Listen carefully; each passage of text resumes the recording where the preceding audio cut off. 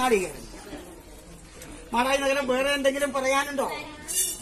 സൗഖ്യം സന്തോഷിപ്പിക്കുന്നുണ്ട് എല്ലാവരും. എന്നെ അകത്തം മനസ്സിന് ഇവിടെ പറയുന്നവരൊക്കെ ആ കൊട്ടാരത്തിനകത്ത് അതിരാവിലെ തൊട്ട് അന്തിവരക്കും ആരെല്ലാം വന്ന് കയറുന്നുണ്ട് എന്ന് പറഞ്ഞറിയിക്കാനാവോ? കുലമേത് ഗോത്രമേത് എന്ന് നോക്കാം. പണ്ഡിതനോ പാമരനോ കുചേരനോ കുബേരനോ ദരിദ്രനോ ധനവാനോ കള്ളനോ ദുഷ്ടനോ ചെറുതോ വലുതോ യാചകനോ രാജാവോ എന്ന് വ്യത്യാസം കാണാതെ ഇതൊക്കെ പഠിക്കും. പറശ്ശിനി മടപ്പരക്കകത്തോടും വരെ അനേകാലത്തിന് മണ്ണ് കഴിക്കുന്നത് വഴിക്ക് വീണു പോകേണ്ടതായിരിക്കുന്ന ആ മുഹൂർത്തം വരുമ്പോ ആരുടെ കയ്യൊക്കൊണ്ടാന്ന് ഒരു തുള്ളി വെള്ളം വരണ്ടുണങ്ങിയിരിക്കുന്ന ആ തൊണ്ടക്കകത്ത് കിട്ടല് എന്ന് ആർക്കും പറഞ്ഞറിയിക്കാനാവോ? സാധ്യമല്ല. ഒരു വീട്ടിന്റെ അകത്തോടും ഇവിടെ പിറന്നു വീണിരിക്കുന്ന ഗണ്ണം മാത്രമാണ് എന്റേത് എന്ന് പറഞ്ഞറിയിക്കാനാവോ? സാധ്യമല്ല.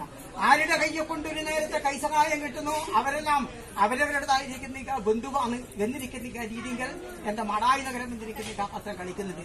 അതിന്റെ ഗുണമുണ്ട്. എവിടെ എത്തിയാലും ചെറുതായിരിക്കുന്ന ഒരു പുരയുണ്ടെന്റെ പൊന്ന മുത്തപ്പ എനക്ക് ആ വീട്ടിന്റെ അകത്തോടും പേരുമായിട്ട് തലമുതിർന്നിരിക്കുന്ന കണ്ട് എന്ത് ദൈവം ഏത് ദൈവം എന്നിരിക്കുന്ന രീതി കാണാതെ പ്രാർത്ഥിച്ചതിന്റെ ഫലം ഇത്ര പേരൊക്കെ നിങ്ങൾ നിൽക്കുന്ന. ഓടാലിക്ക് പിടിയത് മരമല്ലേ? മരത്തിന് ശത്രുവാരും മരം തന്നെയാണ്. എങ്കിലും മനുഷ്യാധീനം എന്നിരിക്കുന്ന കിണ്ണത്തിന് മനുഷ്യാധീനം തന്നെയാണ് ശത്രു. എങ്കിലും ആനേനെ പിടിക്കുന്ന വാരിക്കുഴി പിടിച്ചാൽ ചപ്പില വാരി പൊത്തിയിരിക്കുന്ന ആ കുഴിയുടെ മുകളിൽ പാദമെടുത്ത് വെച്ച് കുഴിയിലേക്ക് താഴ്ന്നു പോകാൻ നടപടി വരാതെ വരുത്താതെ എന്നൊക്കെ പറഞ്ഞു. മറ്റുള്ളവരുടെ വിഷമഘട്ടത്തിനകത്ത് ഒത്തുചേർന്ന് ജീവിതം മുൻപോട്ട് നയിക്കേണ്ടതായിരിക്കുന്ന ഒരു പ്രാപ്തി 5 നേരം നമസ്കരിച്ച് പ്രാർത്ഥിച്ചിരിക്കുന്ന ദൈവത്തിന്റെ ഫലത്താൽ ഞങ്ങൾക്കുണ്ടാവണമെന്ന്. ഇതിലൊരു തുള്ളി വെള്ളമുണ്ട്, അത്രേ ഉള്ളൂ. അതുപോലെയല്ല വരൻ തുടങ്ങിയിരിക്കുന്ന ദിക്കിനകത്ത് ഇത് മതി, ഇത് മരുന്നായിട്ട് സേവിക്കാം.